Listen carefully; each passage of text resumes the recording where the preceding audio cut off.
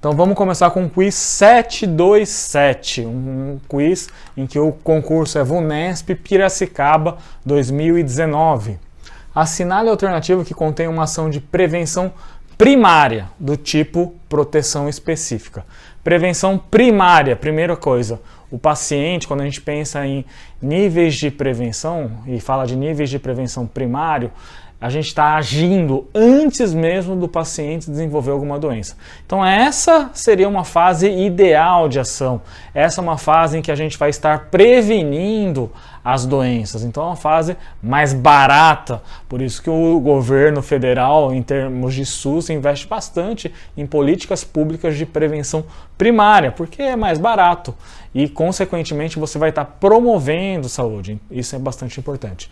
E quando a gente pensa do tipo proteção específica, aí seria o segundo nível de prevenção de Livell e Clark, em que essa prevenção acontece antes do desenvolvimento das doenças, mas de uma forma mais específica. Então a gente coloca como segundo nível de prevenção em Clark.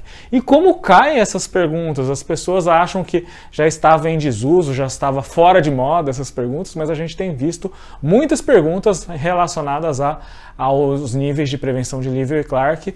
E se falar só de primário, secundário e terciário, seriam os níveis de prevenção de Chaves. Mas aqui ele especificou em relação à proteção específica. Alternativa A, alimentação saudável. B, prática corporal e atividade física. C, fomenta ambientes livres de tabaco. D, estímulo à cultura da paz. E E, imunização. Então vamos para as alternativas, né?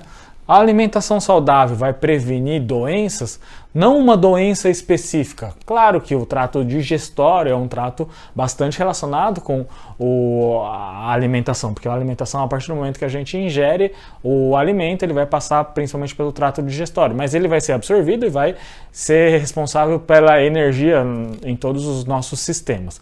Então, dessa forma, quando a gente pensa em alimentação, a alimentação vai prevenir uma alimentação adequada, uma alimentação balanceada, ela vai prevenir inúmeros tipos de doença. Por isso, isso não é uma proteção específica.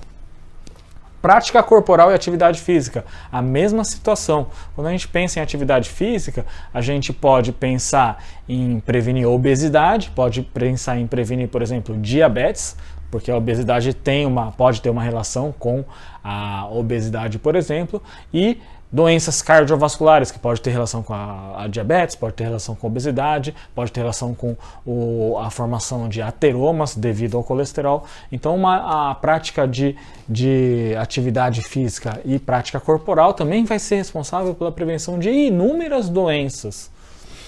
Fomenta ambientes livres de tabaco, a mesma situação. O tabaco, ele é o número 1 responsável em relação às doenças cardiovasculares. E quando a gente pensa no Brasil, o que mais mata no Brasil ainda são as doenças cardiovasculares. Quando a gente também acrescenta infarto, acidente vascular encefálico, por exemplo. Mas o tabaco também causa outras doenças, como, por exemplo, muitos tipos de câncer. Um deles é o que a gente está relacionado, câncer de boca, o carcinoma espinocelular ou carcinoma epidermoide. Então o tabaco também, quando a gente pensa em fomento a ambientes livres de tabaco, a gente vai estar prevenindo muitos tipos de doença. Claro que o fomento a ambientes livres de tabaco, a pessoa que fuma, ela só não vai fumar lá, mas estamos estimulando a que esse hábito seja um hábito cada vez menos enraizado, né, na nossa população. Estímulo à cultura da paz é outro dado importante, porque quando a gente pensa em estímulo da cultura da paz, a gente está pensando em menos violência.